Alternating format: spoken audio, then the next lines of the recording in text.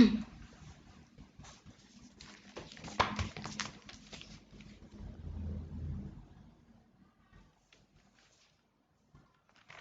Assalamualaikum warahmatullahi wabarakatuh anak-anakku. Semoga masih semangat dalam rangka untuk persiapan ujian kompetensi keahlian paket 3. Pada kesempatan kali ini Ibu akan mendampingi kalian bagaimana cara untuk mengentri dokumen transaksi dari dokumen transaksi nomor 16 sampai dengan dokumen transaksi nomor 20. Oke, silahkan semuanya siapkan untuk lembar soalnya. Silahkan kalian buka di halaman 15. Kita akan mengentrikan untuk dokumen transaksi nomor 16. Kita analisis terlebih dahulu. Bukti transaksi berupa voucher kas kecil.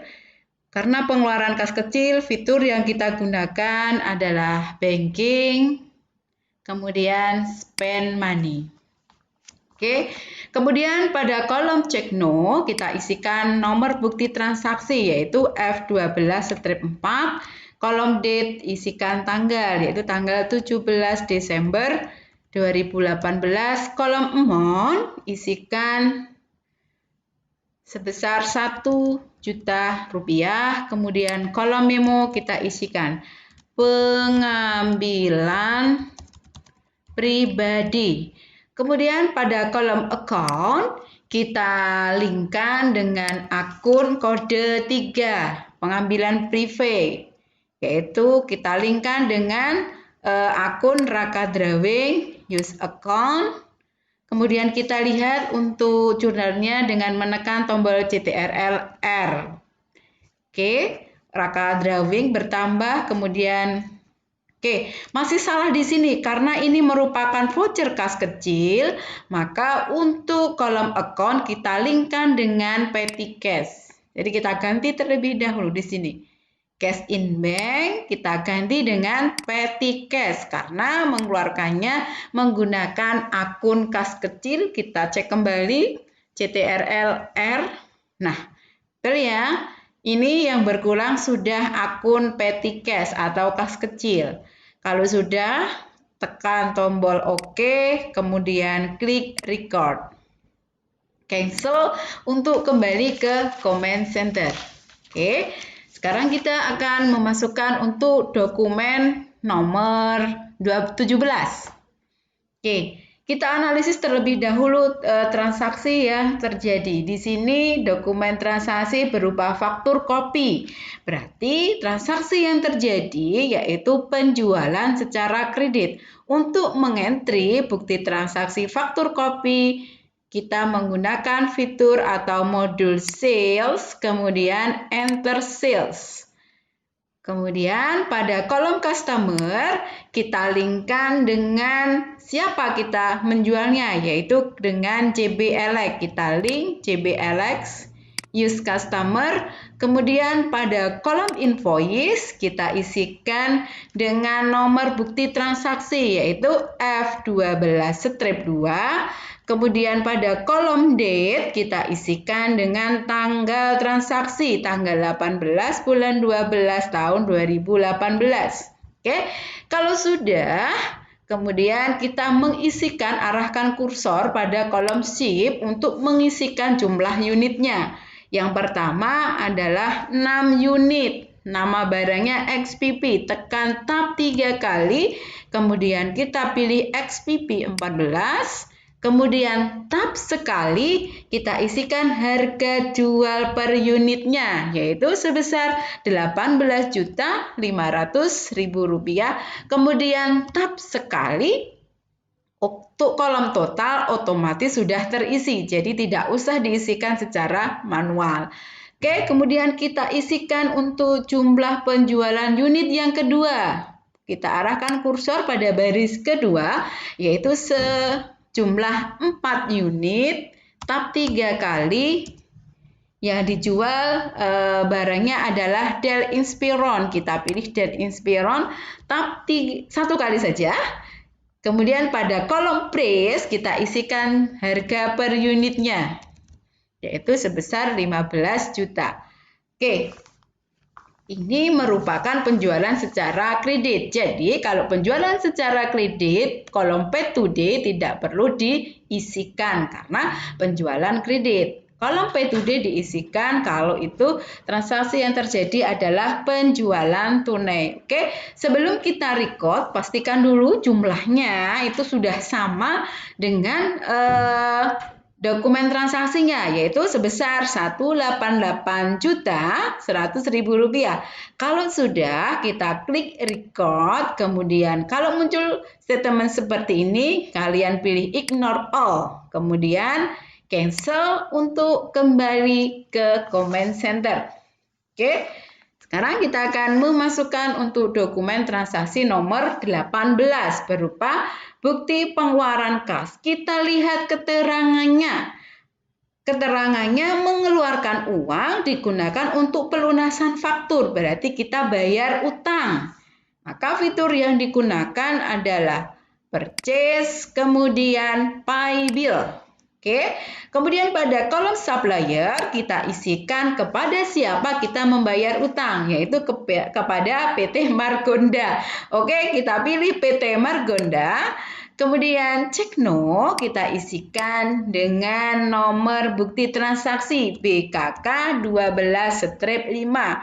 Kemudian pada kolom date kita isikan tanggal transaksi yaitu 18/12/2018. Oke, untuk kolom amount kita isikan dengan jumlah uang yang dibayarkan untuk bayar utang berapa, yaitu sebesar 286 juta. Oke, kita klik tab, kemudian kita arahkan kursor pada kolom amount applied, kemudian klik tab, kemudian kita klik record, kemudian kita klik cancel untuk kembali ke comment center. Oke, sekarang kita akan mengentry untuk dokumen transaksi nomor 19. Oke, siapkan untuk dokumen transaksi nomor 19-nya.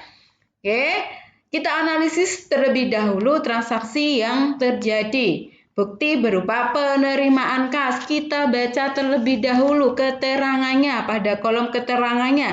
Digunakan atau penerimaan kas. Penerimaan kas bersumber dari piutang sebesar 12 juta yang telah dihapuskan.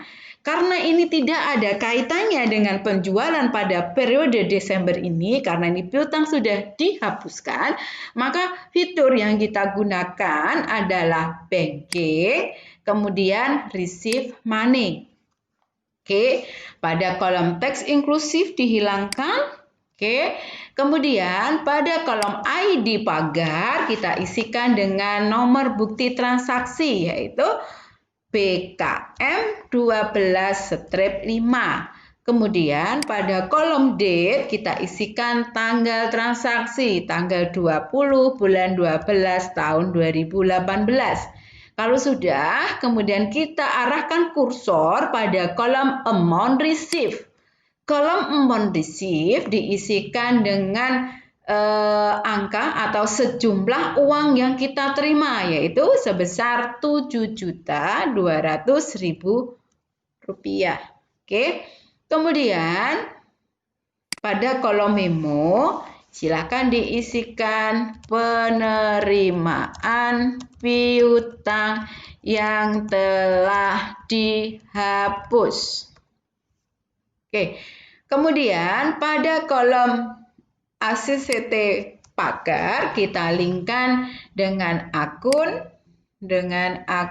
kode 1 yaitu allowance for default use account, kemudian klik record, cancel. Oke, untuk kembali ke comment center klik cancel ya. Oke, sekarang kita akan mengentry untuk dokumen transaksi nomor 20. Silakan kita analisis terlebih dahulu untuk dokumen transaksinya, yaitu berupa faktur asli. Buktinya berupa faktur asli, kemudian ditujukan kepada kita, berarti itu merupakan transaksi pembelian. Untuk transaksi pembelian, kita menggunakan fitur atau modul purchase, kemudian enter purchase. Oke. Pada kolom supplier, kita linkkan kepada siapa kita membeli. Kita belinya dari PT Sahabat Jaya. Kita klik PT Sahabat Jaya, use supplier, kemudian arahkan kursor pada kolom purchase. Kita isikan dengan nomor bukti transaksi, yaitu A17. Kalau date, isikan tanggal transaksi, yaitu tanggal 22 Desember tahun 2018. Kemudian arahkan kursor pada kolom bill untuk mengentry jumlah unit barang yang kita beli. Yang pertama adalah 13 unit XPP, 14, tab 3 kali untuk menentukan nama barang atau jenis barang yang kita beli. Kemudian tab sekali pada kolom price, kita isikan harga pembeliannya, yaitu sebesar Rp16.200.000. Klik tab. Oke. Kemudian kita isikan untuk jumlah unit yang kedua, yaitu 15 unit, tab 3 kali, Dell Inspiron 15, use item, tab sekali, kemudian kita isikan harga per unitnya. Kalau di situ otomatis terisikan 12.500. Yang betul adalah 12.600. Kalau terjadi perbedaan antara kolom price yang otomatis terisi dengan dokumen transaksi yang sesungguhnya terjadi, kita isikan secara manual, yaitu sebesar Rp12.600.000. Kemudian klik tab. Oke. Sebelum kita record, pastikan terlebih dahulu jumlah pada kolom balance due sudah sesuai dengan faktur pada dokumen transaksi. Pada kolom jumlah, kita pastikan 439.560 sudah sama dengan jumlah yang ada di dokumen transaksi. Kalau sudah, kita klik record.